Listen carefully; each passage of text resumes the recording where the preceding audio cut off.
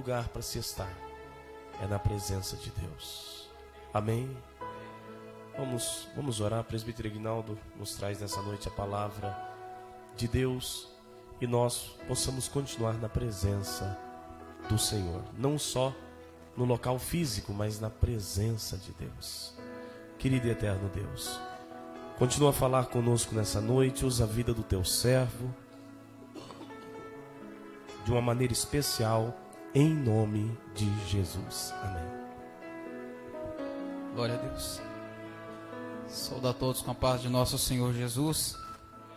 Meu irmão, que amém desanimado. Eu saúdo a todos os irmãos com a paz do nosso Senhor Jesus. Porque a Bíblia diz que a alegria do Senhor é a nossa força. Se você chegou triste, eu tenho por certo que você vai sair daqui cantando, se alegrando, porque Deus, Ele conhece o teu coração, santo. Ele sabe como é que você chegou aqui essa noite. Então fica tranquilo, apenas dê glória e exalte o nome dEle, porque Ele não vai deixar você sair daqui da mesma maneira que você adentrou. E isso não é jargão de pregador não, irmão. Isso é uma realidade e uma verdade bíblica. Amém? Todos quantos trouxeram Bíblia, por gentileza, abra ela comigo no segundo livro do profeta Samuel. Eu quero já agradecer a Deus pela oportunidade, agradeço ao pastor Flávio, agradeço aos irmãos, à igreja, a este ministério. Louvado seja Deus que tem sempre dado lugar para a palavra de Deus. E agradeço pela tua vida e pela vida dos irmãos que estão em casa também. Louvado seja Deus. Segundo livro do profeta Samuel, capítulo de número 6. Louvado seja Deus, o verso de número 1 em diante. Só quem encontrou, diga amém. Louvado seja Deus. Verso de número 1, segundo Samuel, capítulo 6, verso de número 1. A epígrafe do texto vem dizer: Davi traz a arca para Jerusalém. Verso 1 diz: E tornou Davi a juntar todos os escolhidos em Israel, em número de 30.000. E levantou-se Davi e partiu com todo o povo que tinha consigo de Balá de Judá, para levarem dali para cima a arca de Deus, sobre a qual se invoca o nome do Senhor dos Exércitos, que se assenta entre os querubins. E puseram a arca em um carro novo, e a levaram da casa de Abinadab, que está em Geba, e Uzá e Aiô, filhos de Abinadab, guiavam o carro novo. E levando-o da casa de Abinadab, que está em Geba, com a arca de Deus, Aiô ou Aio ia adiante da arca, e Davi e toda a casa de Israel alegravam-se perante o Senhor, com toda sorte de instrumentos, de madeira, de faia, com harpas, e com saltérios, e com tamboris, e com pandeiros, e com símbolos. E chegando à eira de Nacon, estendeu Uzá a mão à arca de Deus e segurou-a, porque os bois a deixavam pender ou tropeçar. Então a ira do Senhor se acendeu contra Uzá, e Deus o feriu ali por esta imprudência ou irreverência, e morreu ali junto à arca de Deus. E Davi contristou-se, porque o Senhor abrira rotura em Uzá, e chamou aquele lugar Pérez Uzá até o dia de hoje. E temeu Davi ao Senhor naquele dia, e disse: Como virá a mim a arca do Senhor? E eu peço que a igreja repita: Como virá a mim a arca do Senhor? Por gentileza. Mais uma vez, só para ficar gravado. Amém. E você se assente glorificando a Jesus. Louvado seja Deus. Presbítero, por gentileza, baixa um pouquinho aquele ventilador ali. Por gentileza. Louvado seja Deus. Queridos, quero ser breve dentro daquilo que Deus falou ao meu coração dentro dessa palavra. Prometo aos irmãos não ser cansativo, tão pouco enfadonho, mas também prometo tratar com fidelidade aquilo que a Bíblia Sagrada tem a nos ensinar. Quando nós lemos o texto bíblico sugerido, capítulo de número 6, o verso de número 1 em diante, tem por certo que é um texto muito conhecido, muito pregado, muito falado e comentado. E eu acredito que a maioria dos irmãos já ouviram alguma pregação, ministração acerca dessa passagem. E para nós não entrarmos dentro desta mensagem sem entendermos o contexto dela, entenda. No tempo de Moisés, quando Deus levantou Moisés, Deus também deu a ele o tabernáculo, o desenho, a forma como seria, o lugar onde estaria a presença de Deus ali representada.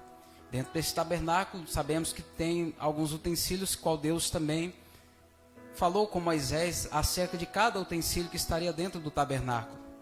Dentro do pátio, nós sabemos que havia o altar, a pia de bronze, e dentro de um outro compartimento, onde havia-se o santo lugar e o santo dos santos, que é onde estava a arca da aliança.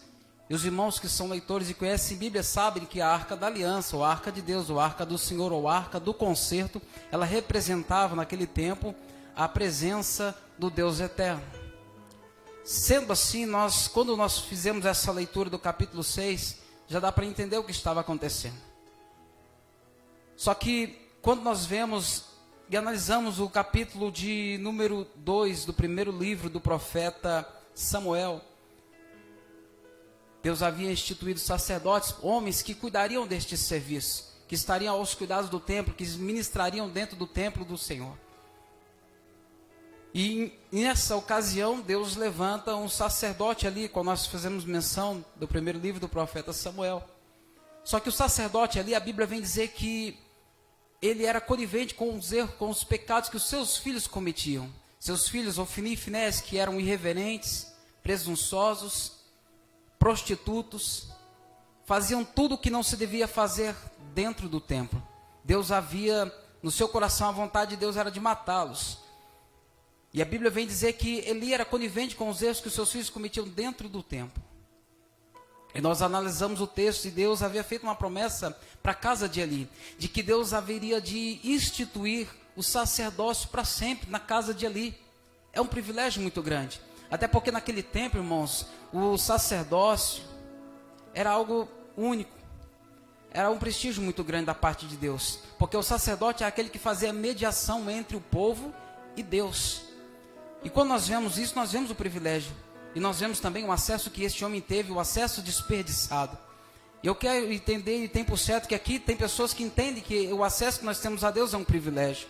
Eu tenho por certo que você não vai desperdiçar o acesso que você está tendo a Deus nessa noite e ficar desapercebido, nem tampouco a sua mente vagueando por outros lugares que não seja este momento de culto. Porque o momento de culto, queridos, entenda uma coisa, não é um momento para eu me preocupar com as minhas coisas, para eu estar preocupado, que hora que vai terminar o culto, será que 9h15 ele vai dar a bênção apostólica e nós vamos para a nossa casa? Por quê? Porque se for esse o pensamento que eu venho para o culto, pode ter certeza que eu saio do culto e volto para a minha casa da mesma maneira. Eu participei de uma forma cerimonial, eu não participei do culto onde eu posso entrar, sentir a presença do meu Deus e sair daqui renovado.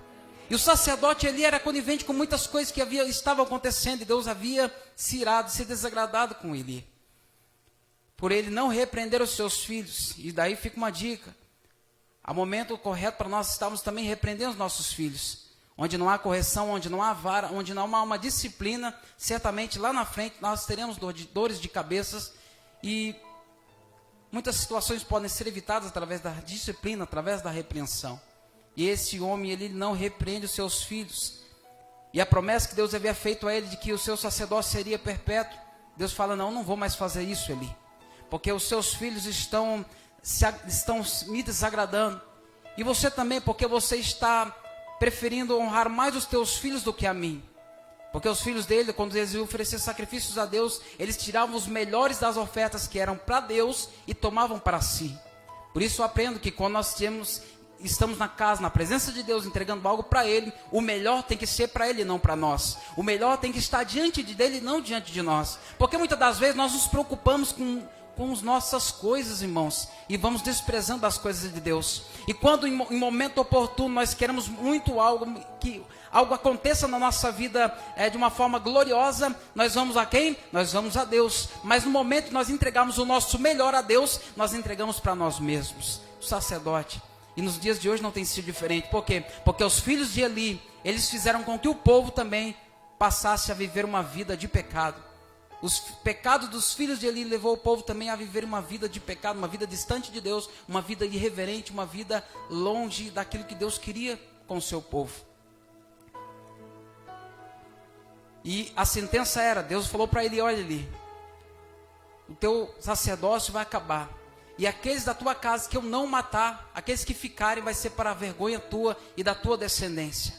E para tu saber que eu falando, Deus falando através do profeta Eli, e falam para ele que o que ia acontecer naquele dia, que os seus 2 filhos seriam mortos no mesmo dia. E em ocasião, a Bíblia diz que eles vão para uma batalha contra os filisteus. Nessa batalha, como de costume, levam a arca, a presença de Deus, que simbolizava ali a presença de Deus. Só que nesse momento que eles levam a arca, a Bíblia diz que eles vão com a arca, mesmo com a arca diante dos israelitas, eles perdem a batalha, eles são feridos. A Bíblia diz que Ofni e Finéias morrem naquele dia. E a notícia que chega até Eli é esta, olha ali. Estávamos em batalha contra os filisteus, os teus 2 filhos morreram. E interessante, quando ele recebe essa notícia, pastor, a Bíblia diz que ele estava sentado numa cadeira. Ele já era meio avantajado, né? Gordo. Ele toma essa notícia e quando ele recebe essa notícia, a Bíblia diz que ele cai para trás e quebra o seu pescoço. Olha que coisa terrível, irmão, que morte estranha. O camarada sentado numa cadeira, cai para trás, cai e quebra o pescoço. Eu nunca vi um negócio desse. Você já ouviu falar de alguém que caiu de uma cadeira e quebrou o pescoço? Só ele mesmo. E essa foi a sentença. Não só isso, mas a sua nora que estava grávida, que estava esperando um filho. Uma das mulheres dos seus filhos estava perto já de ter o seu neném. Ela ouve essa notícia. A Bíblia diz que ela entra em trabalho de parto, também tem o seu filho ali. E logo depois ela vem a óbito também. E o nome do seu filho era Icabô. E quer dizer, e foi-se a glória de Israel. E acabou mesmo, porque ali já não teria mais continuidade na descendência. Mas enfim, dentro dessa situação toda, a Bíblia diz que Deus levanta um profeta. Qual o profeta? O profeta Samuel. Aquele que havia sido levantado ainda na presença de Eli. Só que nesse inteirinho, a arca da aliança, ela é levada, ela é tomada, ela é tirada da nação de Jerusalém. Ela é roubada pelos filisteus, o exército inimigo. Só que interessante que onde esta arca chegava, que representa, simboliza a presença de Deus, ela causava situações terríveis. Acompanhe comigo, olha o que diz a primeira carta de Samuel, capítulo de número 5. A Bíblia vai dizer que os filisteus tomaram a arca e trouxeram de Ebenezer a Asdod e a colocaram dentro da casa do seu Deus, Deus Dagon. E nós conhecemos a história que dentro da casa daquele Deus Dagon, eles deixaram lá, quando foi no outro dia de manhã, quando foram contemplar a imagem de Dagon, Dagon estava prostrado diante da arca de Deus. No outro dia, outra ocasião, quando eles foram lá novamente, levantaram certamente a estátua. Quando voltaram, a estátua não somente estava agora prostrada, mas com a sua cabeça e com os seus membros cortados, diante da presença de Deus, diante da arca do concerto. E o que acontece agora? Que os filisteus, eles enviam a arca para fora de suas terras. Por quê? Porque a presença de Deus em território inimigo estava causando muitas aflições a eles. Mas o tempo certo que não foi por acaso, não foi porque Deus estava perdendo as suas forças, foi porque Deus estava querendo tratar com o povo, porque o povo não estava entendendo, não estava valorizando a presença dele. E por não valorizar a presença de Deus, irmãos, por muitas das vezes nós tomamos muitos prejuízos, fazemos coisas que não é para fazer, nós entramos em caminhos que não é para nós entrarmos, fazemos aliança com quem não devemos. Por quê? Porque muitas das vezes nós não valorizamos a presença de Deus. O capítulo 7 do primeiro livro do profeta Samuel vai dizer que vieram homens de Kiriat Jearim, levaram a arca do Senhor e trouxeram a casa de Abinadab. Na casa de Abinadab levantaram Eliezer, um dos filhos de Abinadab, como sacerdote, como aquele que cuidaria, que estaria aos cuidados da arca. E aqui eu acho interessante, por quê? Porque nesse inteirinho a Bíblia diz que até então Israel não tinha rei. Israel, ele era liderado, ele era conduzido pelos juízes, até mesmo pelos profetas. O profeta Samuel, ele se entristece quando ele ouve do povo, o povo clamando por um rei, e Deus assim concede. Deus levanta um rei e concede um rei ao povo, a saber Saul. A saber este Saul que foi uma vergonha para a nação de Israel. Seria o mais privilegiado rei porque foi o primeiro. Mas ele também não honrou a Deus como deveria. E quando nós vemos e conhecendo a história, nós sabendo tudo o que aconteceu na trajetória da vida de Saul, durante os 40 anos de reinado de Saul, Saul não se preocupou em buscar a presença de Deus, em reaver a presença de Deus. Mas eu não quero me ater a isso. Quando nós olhamos para o texto qual nós lemos, que Davi traz a arca para Jerusalém. Os irmãos já sabem o que é a arca. Os irmãos já sabem que a arca foi tomada depois da morte de Ofni e Finéias. e a arca ficou cativa, ela foi levada para o terreno inimigo. E quando essa arca, que representa a presença de Deus, ela está na casa de Abinadab, eu imagino que Abinadab no começo, ele até tinha uma certa reverência pela arca. Os irmãos sabem que para poder ter esse trabalho, esse cuidado, tinha que ser da tribo de Levi. E quem tinha esse ofício, quem cumpria esse sacerdócio, eram os coatitas, que eram também dos filhos de Levi, o filho mais velho de Levi. Só que dentro da casa de Abinadab, a arca também não teve o prestígio esperado. E nós entendemos isso quando nós olhamos para os textos sagrados. A Bíblia diz que a arca ficou tantos dias na casa. 1 Samuel capítulo 7, no verso de número 2, acompanhe na sua Bíblia, só para você entender o que essa história, aonde eu quero chegar nessa noite. Capítulo 7, o verso de número 2. E sucedeu que desde aquele dia, a arca ficou em Kiriat Jearim, e tantos dias se passaram que chegaram até 20 anos, e lamentava toda a casa de Israel após o Senhor. E eu achei isso aqui interessante, queridos. Por quê? Porque antes da arca chegar em Kiriat Jearim, quando ela estava em terreno dos filisteus, eles despediram a arca. E a questão que eles levantam entre si: quem poderá resistir diante da presença desse Deus que é santo? A arca não entrou na primeira cidade, na cidade de Bet-Semes, por acaso. Eles fizeram um carro novo, colocaram a arca sobre esse carro novo, e os bois vão levando essa arca, os bois vão berrando pelo caminho, até entrar dentro dessa cidade. Sabe o que eu aprendo quando ele entra dentro desta cidade? É Deus dando uma oportunidade para que aquele povo viesse a se arrepender, e viesse a se enquadrar no padrão daquilo que Deus havia já estabelecido.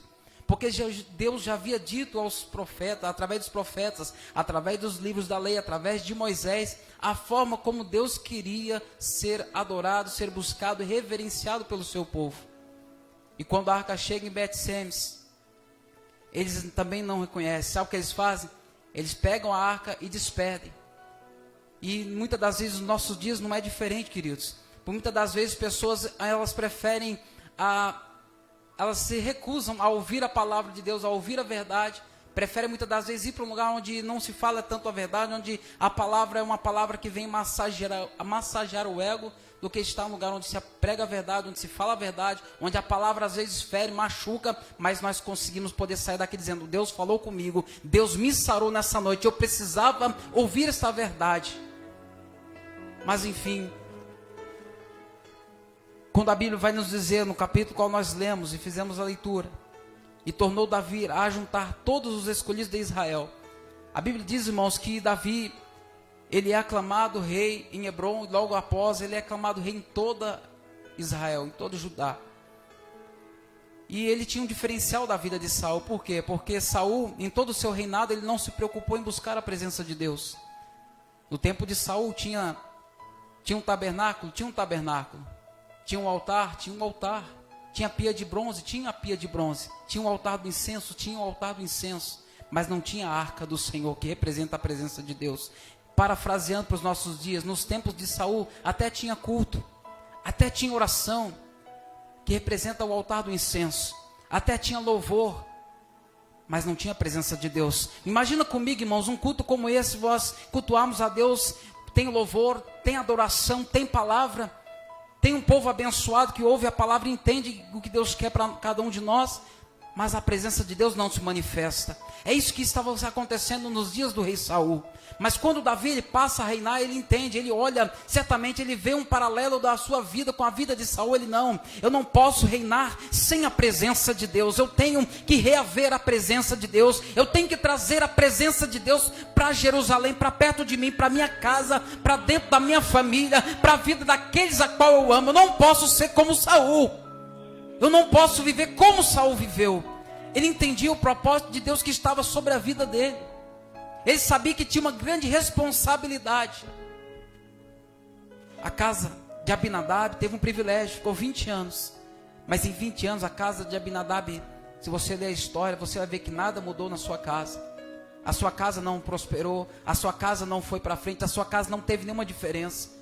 E eu me chamou muita atenção nessa palavra. Por quê? Porque eu coloquei diante de mim essa palavra como espelho.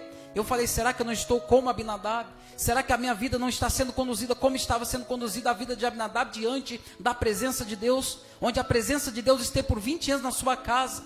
Passou-se tantos dias que chegou a 20 anos, mas nada mudou.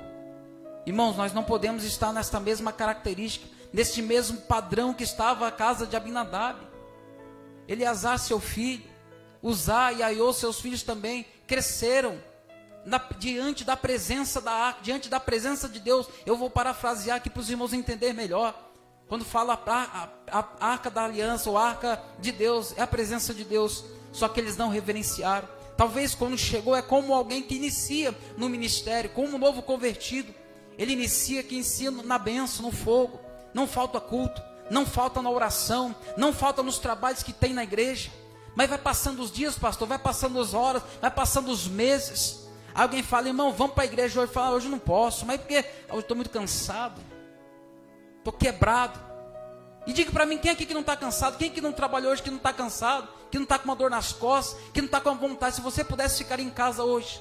Mas eu louvo a Deus porque o Espírito Santo te trouxe aqui essa noite. Por quê? Porque você sente a necessidade da presença dEle sobre a tua vida. Porque a presença de Deus na vida do ser humano, irmãos, faz toda a diferença. E você vai ver logo no texto a seguir. Só que Abinadab não valorizou isso. Abinadab, eu pergunto a você, que tipo de crente você é? Que tipo de crente eu sou? Porque Abinadab, ele não valorizou como deveria ser valorizada a presença de Deus. E nos nossos dias, irmãos, não tem sido diferente. Pessoas que até começaram bem, mas hoje elas têm uma dificuldade tremenda de estar no culto, para adorar a Deus. Hoje é sexta-feira, mas ela fala, eu não vou na sexta não, mas no domingo eu vou. Um culto não substitui o outro, irmão. Deus fala conosco na quarta, Deus fala conosco na sexta, fala no domingo, pela manhã, na escola bíblica dominical, e como tem falado, fala conosco também à noite, através do culto de família, culto de adoração em família. Cada culto tem a sua particularidade, tem a sua definição, tem a sua importância. O que Deus fala conosco certamente na quarta, às vezes Ele confirma, e na maioria das vezes Ele confirma na sexta.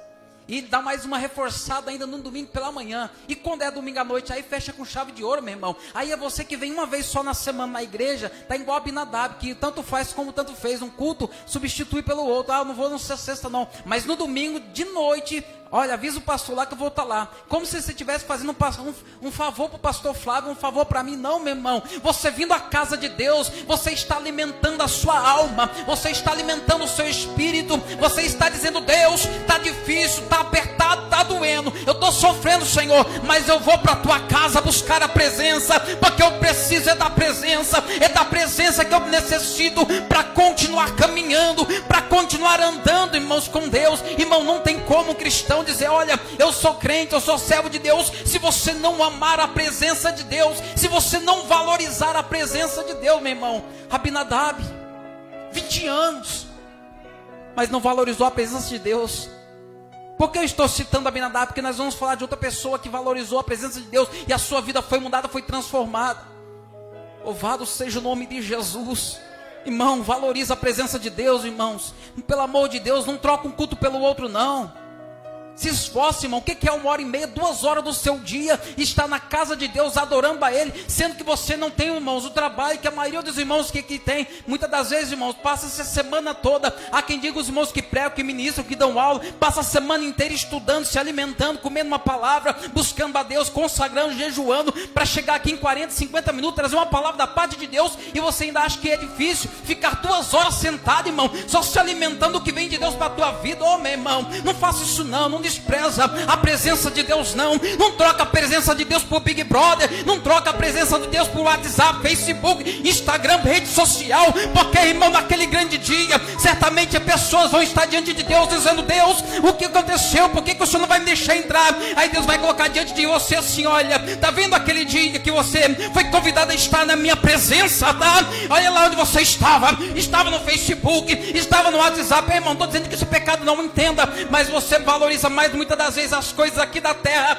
do que as coisas lá do céu. Não seja, irmão, pelo amor de Deus, não seja crente Abinadab, irmão. Valoriza a presença de Deus, porque Ele valorizou você. Ele pagou um alto preço pela minha vida, pela tua vida. Ele morreu por causa dos meus pecados, por causa dos teus pecados, irmãos. Por isso nós estamos aqui, porque Ele se importou mais com você do que consigo próprio. A Bíblia diz que Deus amou o mundo de tal maneira que deu seu Filho unigênito por todo aquele que nele quer, para que não venha, irmão, perecer, mas venha se obter a vida eterna através dele. Você está aqui hoje vivo, está respirando aí, está santo, está vivo aí. Tem crente que está para glória a Deus nessa noite? Tem crente que adora a Deus? Então é porque Ele morreu por mim e por você. Ele pagou o preço. Ele não se importou com a sua carne, para que eu e você estivéssemos aqui, irmão. E se isso não for motivo para eu amar essa presença, para eu valorizar essa presença, irmão, então não sei o que é mais, irmãos, possível fazer, irmãos.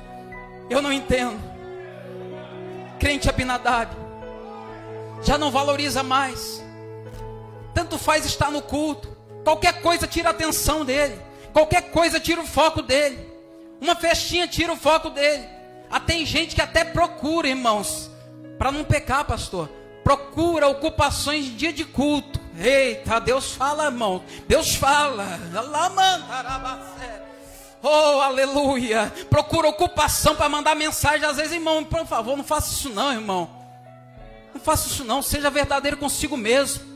Não, mas eu preciso mudar, eu preciso melhorar, eu preciso me conduzir melhor na presença do meu Deus. Aí tem pessoas, irmãos, que pecam e estão vivendo uma vida totalmente igualzinha a Abinadab, porque estão achando que estão fazendo para o homem. Não, irmão, você está fazendo é para Deus. Foi falado aqui nessa noite, Deus, Ele te conhece, Ele te vê, Ele te enxerga, Ele te sonda. É Ele que conhece a tua vida, a tua história, irmão. Eu não preciso ficar inventando desculpa para falar, pastor, que eu não vou estar no culto. Irmãos, tem casos e casos, mas tem casos, irmão, que chega a doer na alma. Porque naquele grande dia, irmão, vai passar diante de nós certamente. Deus vai colocar cada palavra, cada ato, a cada ação nossa diante dos nossos olhos. Deus não toma inocente por culpado, ou melhor, o culpado por inocente. E continuando aqui, então Davi sabia que ele tinha que trazer a arca. E a arca estava na casa de Abinadab. Mas Abinadab não valorizou. Olha o que diz a Bíblia. E tornou Davi... Só que Davi também vai cometer alguns erros. Tornou Davi a juntar todos os escolhidos em Israel, em número de 30 mil.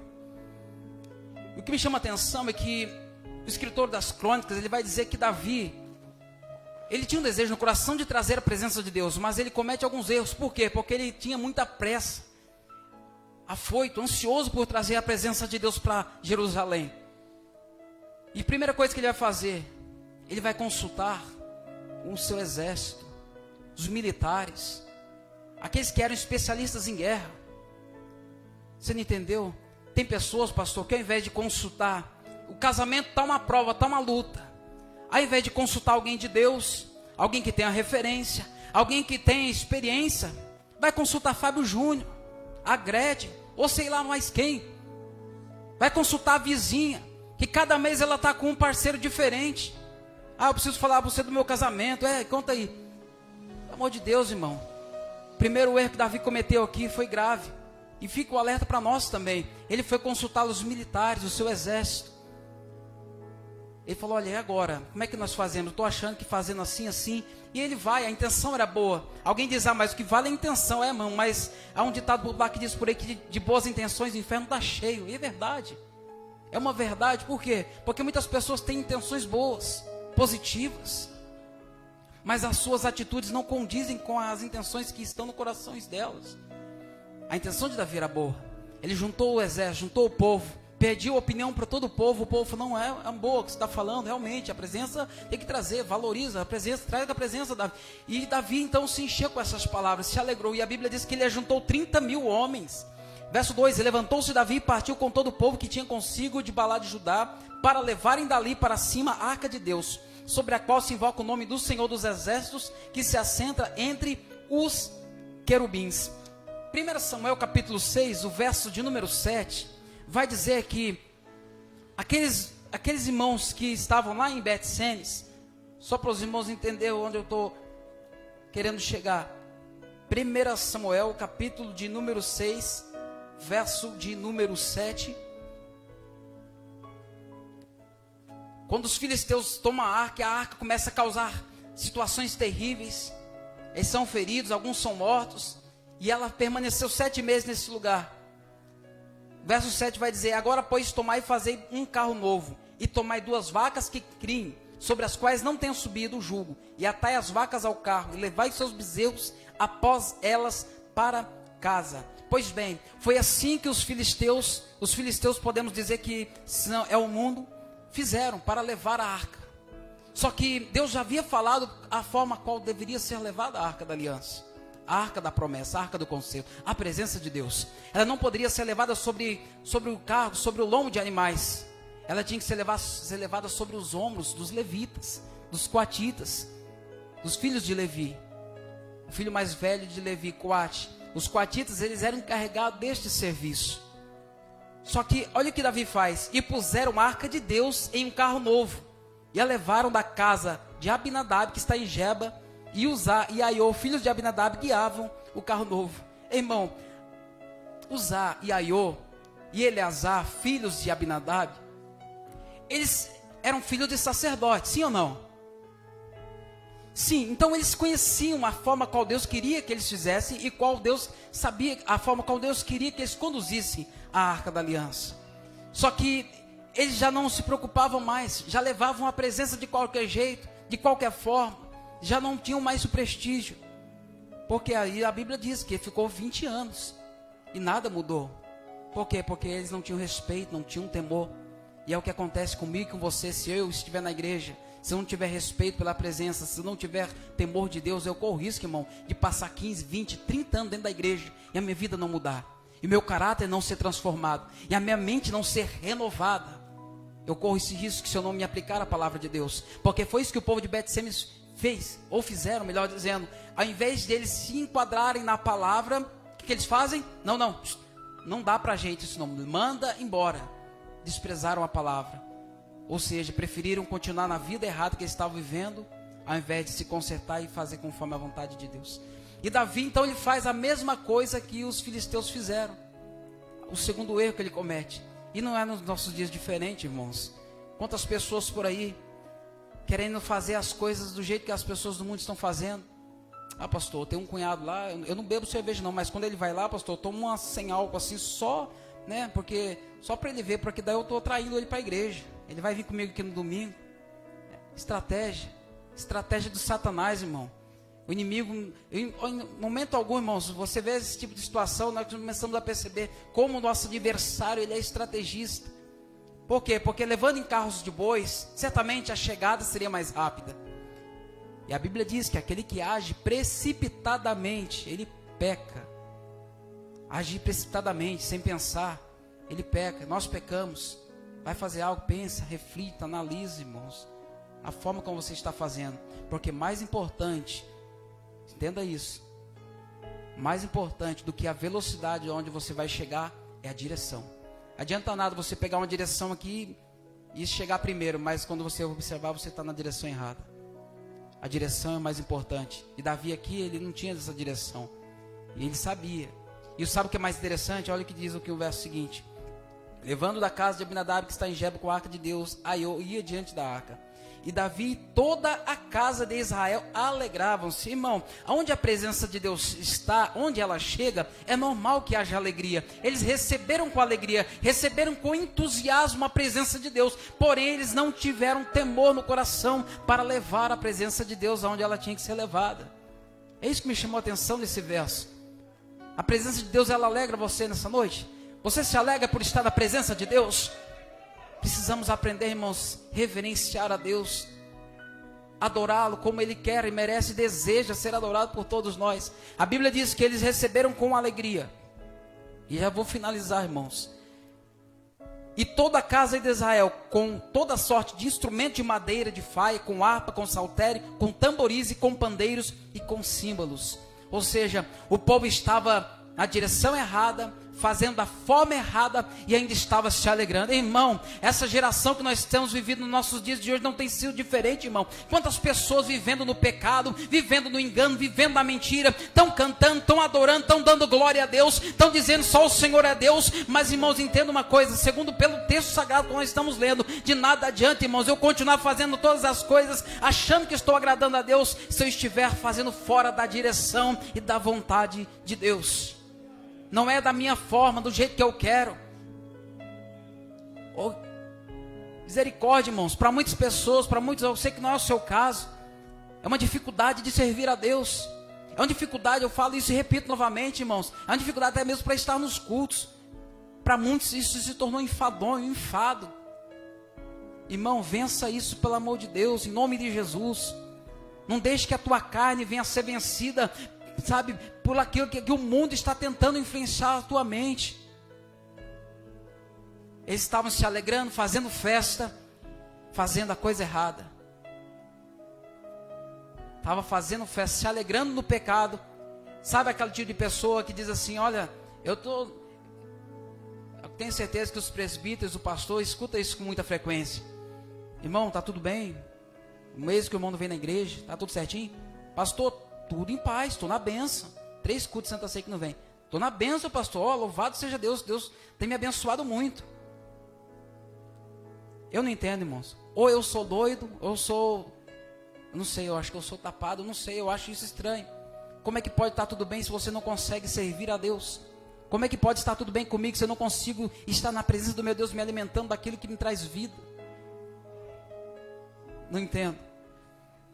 E chegando à eira de Nacon, que significa o lugar onde não se pode tropeçar, estendeu-os a mão, a arca de Deus, e segurou-a, porque os bois a deixavam tropeçar. Entenda, tem pessoas que estão no erro, tem pessoas que estão no pecado, estão fazendo a coisa errada, e às vezes as coisas até dão certo, ou parece que estão dando certo. Aí você pensa, por que Deus não chegou ali e chamou, ô Davi, rapaz, toma juízo, toma atento, rapaz, não é assim que deve ser feito não. Por que Deus não fez isso? Os irmãos sabem? Porque Deus já havia falado. Deus já havia usado a boca dos profetas para falar acerca de como Deus queria que fosse feita aquela travessia, como teria ser conduzida a arca da aliança, ou a presença de Deus. Deus já havia falado. Irmão, Deus já falou para você o jeito que Ele quer que você sirva a Ele. Deus não vai ficar toda hora, ô Mamira, faz isso não, é assim, ó, é assim, ó. Irmão, Deus Ele não trata com criança não, meu irmão. Você já não é mais criança, você já é um adulto, você já foi experimentado na fé, você já sabe que o teu Deus é poderoso para livrar a minha e a tua alma do inferno. Então você conhece esse Deus. Ele não vai ficar pagiando você não, irmão, que nem um pai que tem que ficar pagiando uma criança. Tem alguma criança pequena? Não tem aqui, para nós tirarmos como exemplo, né? O pastor Luan ali, ele pode sim pagiar a pequena dele, irmãos. Por quê? Porque ela tem essa idade, ela não consegue conduzir sozinha, ela não consegue caminhar sozinha, então ele está nesse tempo ainda. Aproveita, viu, paizão, porque passa rápido. Daqui a pouco você vai estar aí com a minha filha, igual a minha filha, meu Deus do céu. Mas enfim, irmãos, não tem jeito. Deus não vai ficar fazendo, Deus não fez isso com Davi. Davi, está errado. Não, porque Deus já havia falado. Aquilo que Deus queria de Davi, Deus já havia falado. E no momento oportuno, sabe o que eu imagino, irmãos? Lá do céu, Deus olhando. É Deus olhando e observando. Deus olhando e Deus está te observando, crente. Deus está olhando para mim e para a tua vida. Os olhos dele, a Bíblia diz que são como chama de fogo. Contempla os bons e os maus. Ele contempla toda a terra. Ele está só observando a minha vida. Às vezes eu estou vivendo uma vida totalmente torta, totalmente avessa daquilo que é a vontade de Deus. E estou achando que estou de boa. Estou tranquilão. Deus não está me cobrando. O chicote não está ardendo no meu lombo. O pastor não está me chamando a atenção. Mas olha Deus lá.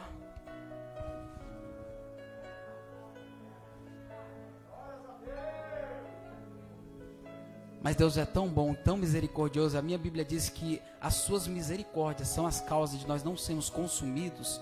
Que Ele olha do céu, Ele vê aquele povo, aquela nação toda se estribilhando, fazendo festa, tocando tamborim, tocando tambor, fazendo a coisa errada. A Bíblia diz que os bois tropeçam.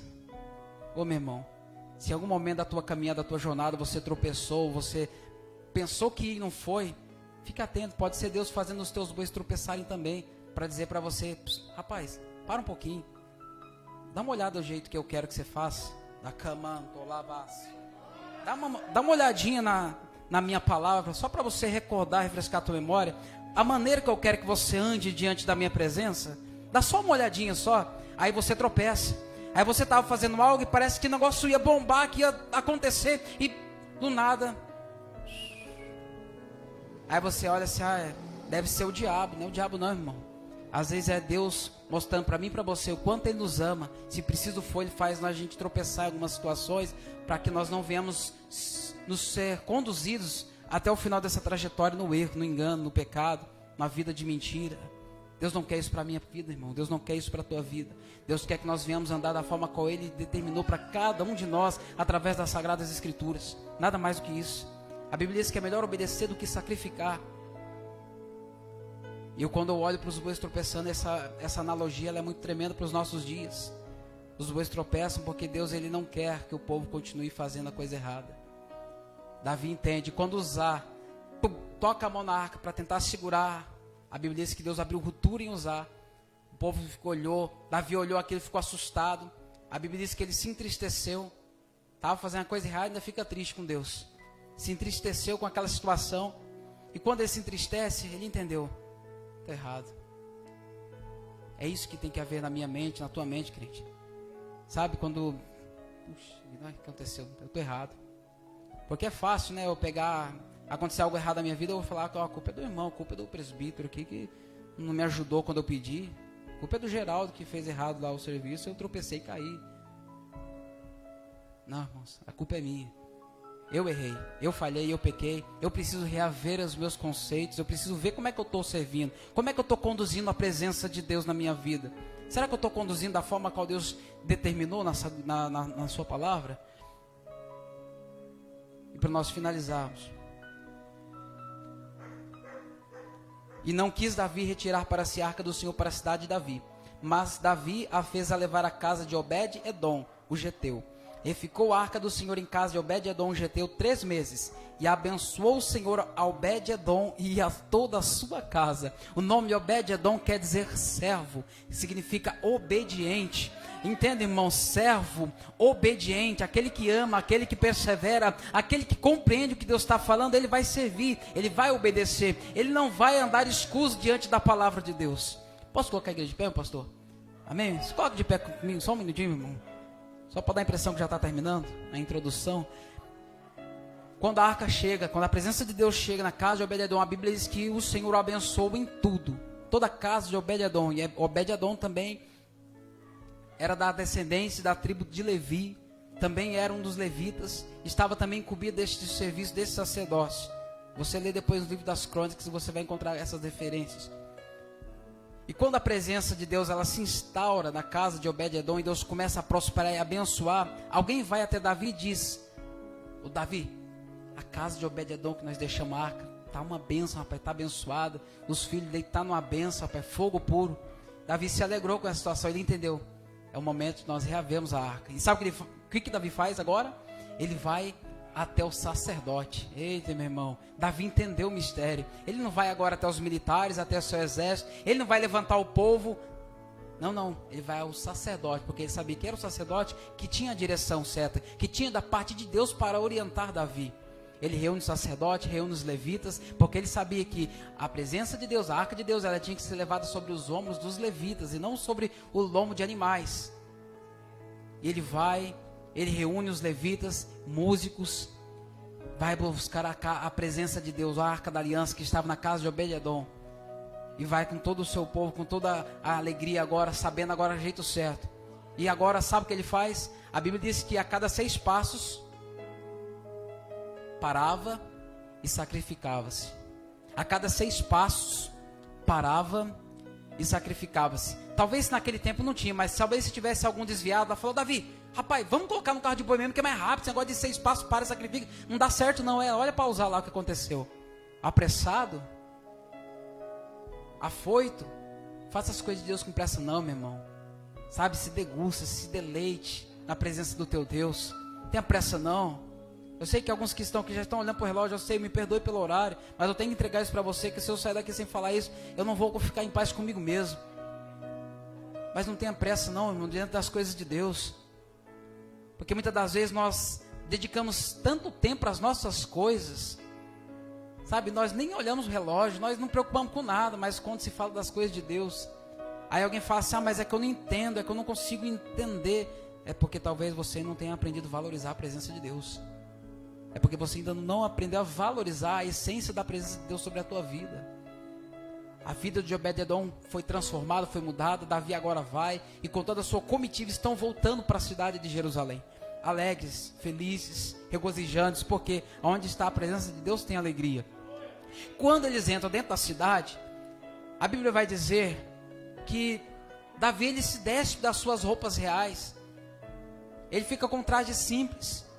É como se Davi estivesse dizendo, na presença do meu rei, na presença do meu Senhor, na presença de Deus, eu sou só um servo. Ele esqueceu que era rei, ele esqueceu que ele era majestade. E sabe quem está lá em cima no palácio, na janela olhando? Mical. Mical fica revoltada com aquela situação. Falei, que isso, rapaz? Que arredio, que vagabundo que é esse? Olha o rei de Israel, olha só, olha o que está fazendo. Sabe o que quer dizer isso, irmão? Tem pessoas que certamente, quando você voltar para a tua casa hoje, vão ficar meio incomodados com você. Eu quero crer nessa noite, em nome de Jesus Cristo, que quando você chegar na tua casa, talvez a casa que até um tempo você permitir que alguém colocasse uma lata de cerveja dentro da tua geladeira, hoje você vai chegar e vai falar diferente. Olha, a partir de hoje, cerveja aqui dentro não entra não. Ah, mas o que aconteceu? Não aconteceu que a presença de Deus está comigo, a presença de Deus está na minha vida, e eu não aceito essas coisas dentro da minha casa mais. Se você aceitava, passe a não aceitar a partir de hoje, porque a presença de Deus, ela vai junto com você nessa noite. E pode ser que ela incomode algumas pessoas, porque Mical ficou incomodado com Davi. Davi estava se alegrando, Davi estava entregando a Deus aquilo que ele tinha de melhor, que era o entusiasmo, a alegria de poder reaver novamente a presença de Deus, que nos tempos do rei Saul não foi buscada, não foi prestigiada, melhor dizendo. Mas Davi entendeu que a presença de Deus, ela precisava ser trazida novamente. E eu quero pedir a você nessa noite, queridos, que talvez tenha familiar, tenha algum ente querido seu, alguém que você queira tanto ver na presença do teu Deus, e ela vai chegar a esse momento oportuno através da tua vida, através daquilo que Deus está fazendo no teu coração nessa noite. Deus quer que a presença dele seja a coisa mais importante que nós tenhamos. A presença de Deus, ela tem que ser o bem mais precioso que alguém pode possuir, irmãos. Eu posso não ter dinheiro, posso não ter carro, posso não ter uma casa boa, mas se eu tiver a presença, eu sei que eu tenho tudo, irmão, porque a presença de Deus, ela supre toda e qualquer necessidade na vida do ser humano. E eu falo isso sem nenhuma hipocrisia, irmãos. E na minha oração eu sempre falo isso com Deus, porque não adianta, irmãos, eu prosperar, eu ter muito dinheiro, mas se a presença de Deus não estiver na minha vida, eu serei vazio, seremos vazios. Porque quem tem muito dinheiro sempre vai querer mais, e aquilo nunca lhe é preenchido. Mas quem é cheio de Deus, ele também sempre vai querer mais, porque Deus, ele sempre vai fazer na minha vida e na tua vida muito mais além daquilo que nós pedimos ou pensamos, segundo o poder dele que na nossa vida se opera. E finaliza a minha fala dizendo para você, que crente você é? Crente Abinadab? Ou crente Obed-edom? 20 anos na casa de Abinadab, nada mudou. 3 meses na casa de Obed-edom, e a sua família foi abençoada, o nome dele foi soprado.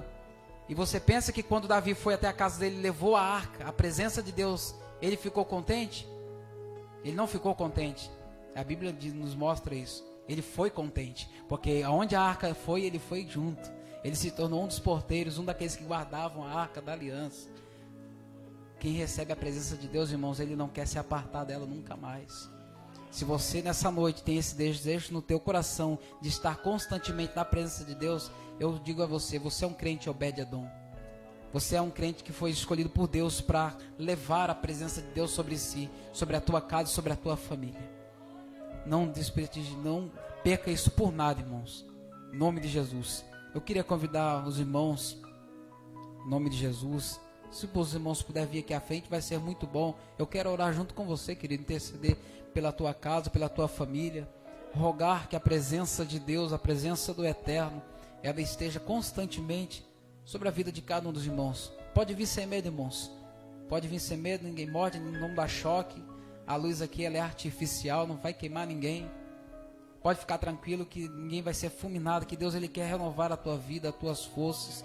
Ele quer trazer novamente ao teu coração um desejo ardente pela presença de Deus. Talvez os irmãos que aqui estão, quantos de vós, muito tempo já que oram e parece que a oração não flui mais como fluía antes. Talvez você que outrora, quando você dobrava o seu joelho, lá no cantinho da tua cama, sabe aquele cantinho onde só você e Jesus sabe? Quando você dobrava o seu joelho, quando você falava Deus, você já começava a entrar em lágrimas, em prantos, sentindo a presença de Deus. E quantas noites, nem sequer palavras da sua boca saía, mas Deus, ele conhece o teu choro, mulher. Deus conhece as tuas lágrimas, e aquele qual você tem clamado e pedido, Deus está visitando nessa noite, só para saber que é Deus falando aleluia, louvado seja o nome do Senhor. Deus vai fazer nessa noite algo na vida dele. Então nessa noite eu peço a você, em nome de Jesus, feche os teus olhos, vamos orar. Querido, amado, bondoso e eterno Deus Pai, nós em nome de Jesus Cristo oramos diante da tua presença, diante, meu Deus, da arca, diante, meu Deus amado, aleluia, da tua glória. Nós queremos pedir em nome de Jesus Cristo, Pai, que, oh aleluia, a presença, meu Deus amado, que está, meu Deus, nesta noite na casa,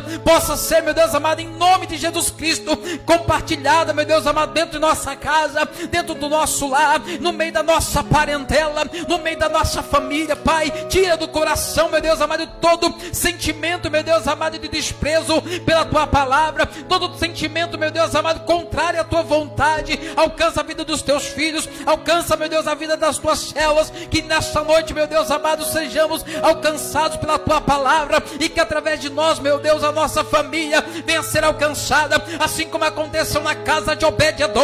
A vida dele, meu Deus amado, dos seus filhos, de toda a sua casa, foi, meu Deus amado, abençoada, porque a presença estava, meu Deus amado, com ele, e a presença do Senhor foi valorizada, a presença do Senhor foi reverenciada. Que nesta noite, de igual modo, seja também conosco, que reverenciamos, que venhamos, meu Deus amado, prestigiar a tua presença, e venhamos nos apartar, meu Deus amado, de todo espírito de engano, de todo espírito, meu Deus, que tenta nos levar para longe, meu Deus, da tua presença, e que venhamos ser, meu Deus amado, em nome de Jesus Cristo, alcançados, fortalecidos pela tua presença, em o nome de Jesus. E só você que crê essa palavra, diga amém, bem alto, e aplauda Jesus. Louvado seja Deus. E eu agradeço a Deus pela oportunidade. Aos irmãos que estão em casa também, valorize a presença de Deus, queridos. Não perca, não deixe que essa presença seja levada pelo mundo. E Deus vai continuar certamente te honrando, te abençoando sobre a face dessa terra. Eu agradeço a oportunidade e retorno ao trabalho, pastor Flávio, em nome de Jesus.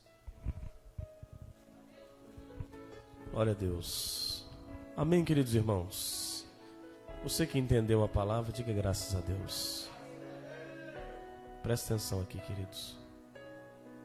Vamos dar término a este culto, em nome de Jesus. E lembrando os irmãos que amanhã, sábado, é a Santa Ceia do Senhor. A Santa Ceia do Senhor aqui, dia 20 de fevereiro. Então, queridos, não falte, tá bom? Nós avisamos aí o mês, né, com antecedência, para que os irmãos da sede também possam cooperar com a gente, assim como nós cooperamos com eles. Então a ceia do Senhor será o sábado, sempre o terceiro sábado do mês, tá ok? E como foi falado hoje, um culto não substitui o outro. Nós sempre tivemos culto no domingo, o culto da Santa Ceia. Então, queridos, eu vim no sábado, domingo eu não preciso ir não, domingo é folga. Não existe isso, irmãos, amém? Eu acredito que quem tem anseio de estar no céu com Deus, ele tem aquele desejo que se tivesse culto todo dia, ele separaria um tempo para ir buscar o Senhor. Então, queridos, sábado, Santa Ceia às 19 horas, domingo de manhã, nós temos o estudo da palavra, o ensinamento, culto da escola bíblica, e temos à noite, né, o culto da adoração em família, tá ok? Então aguardamos você amanhã, chega cedo, tá bom? Chega cedo, para que de repente você não fique de pé, tá bom? Chega cedo, se acomode, nós vamos colocar os bancos em uma outra configuração, em nome de Jesus. E posso pedir algo para os irmãos? Assim que você chegar, entre. Eu peço sempre aos obreiros, necessidade extrema, né? Que nem aquele senhor me pediu, falou, pastor, eu posso ficar assim, assim, assim? Pode. Necessidade extrema, tá bom? Senão a gente começa o culto, tá todo mundo lá fora. Não. Você chegou na igreja, você entra. Para quem for chegando, vai sentando atrás. Senão não faz sentido, né? Todo mundo chega e vai ficando lá fora, vai ficando lá fora. Tá bom? Apesar de ter o espaço lá, irmão, chega essa época que tá calor, é gostoso ficar lá. Mas na época do inverno, que tá frio, aí tu vai correr para dentro. Ou não fica lá. Não, pastor, agora tá frio. Não, faz isso não, tá bom? Você chegou, você entra. Tá bom? Procura o seu lugarzinho. Sempre tem um lugar que você gosta de sentar. Tá ok? Chega, senta não, dobra o seu joelho, fala com Deus. Agradece o dono da casa. Para que nós possamos, em nome de Jesus, como foi falado hoje, valorizar essa presença. E essa palavra que foi dita hoje é muito séria. Eu não sei você, mas certamente você também tem um celular. Hoje, quem não é necessidade, todo mundo trabalha com celular, tem conta de banco em celular, está tudo no celular. A vida toda quase está num celular. E muitas vezes, irmãos, passa-se horas no Facebook, no Instagram, no WhatsApp, sei lá, tem TikTok? No TikTok, para propaganda, né? E muitas vezes fica aperreado, que nem diz o pessoal do norte, né? Aperreado para 2 horas com Jesus. Como é que vamos conseguir passar a eternidade com ele se 2 horas me deixa aperreado? Pensa bem aí, tá bom? Então, queridos, valorize a presença de Deus. Palavra muito boa, em nome de Jesus. Projeta isso para sua família também, para que eles possam valorizar a presença de Deus. Amém? Vamos orar, dar término a este culto. Agradecemos a Deus pela vida de cada um dos irmãos. Que Deus te abençoe em Cristo Jesus. Amanhã, 19 horas, sábado, não esqueça, 19 horas, culto da Santa Ceia do Senhor. Os obreiros, gravata vermelha, camisa branca, terno escuro. Se tiver o preto. Tá bom? Se não tiver o preto, venha com aquele que você tem. Tá certo? Em nome de Jesus. Vamos orar agradecendo a Deus. Querido e eterno Pai, obrigado por ter falado mais uma vez poderosamente conosco. Nós te agradecemos porque o Senhor é cuidadoso. Te agradecemos porque o Senhor é detalhista. Te agradecemos porque o Senhor quer nos abençoar, meu Deus amado, de uma forma especial. E o Senhor, ó Deus amado, tem falado conosco, nos conduzindo através da Tua palavra, para que nós não venhamos, ó Deus, tropeçar na nossa eira de Nacon. Pai, em nome de Jesus, despede o Teu povo em paz. Leva-os, meu Pai, em segurança para os seus lares. Livra-os, meu Pai, de toda a artimanha do diabo. Pai, dê uma noite de sono abençoada a cada um. Tua palavra diz, em paz me deitarei e dormirei, porque só o Senhor me sustenta. Pai, sustenta o Teu povo, sustenta a Tua igreja. Pai, que amanhã possamos estar na Tua presença, se o Senhor até lá não voltar. Possamos aqui estar cultuando o Senhor numa grande festa, meu Pai amado, no culto da Santa Ceia do Senhor. Te agradecemos em nome de Jesus. Estenda suas mãos com as minhas, que o grande amor de Deus, a graça de nosso Senhor e Salvador Jesus Cristo e as consolações do amado e querido Espírito Santo permaneçam sobre as nossas vidas hoje e sempre. Todos quantos creem possam dizer amém. Está finalizado. Só um minutinho, irmãos. Deus abençoe os irmãos em casa.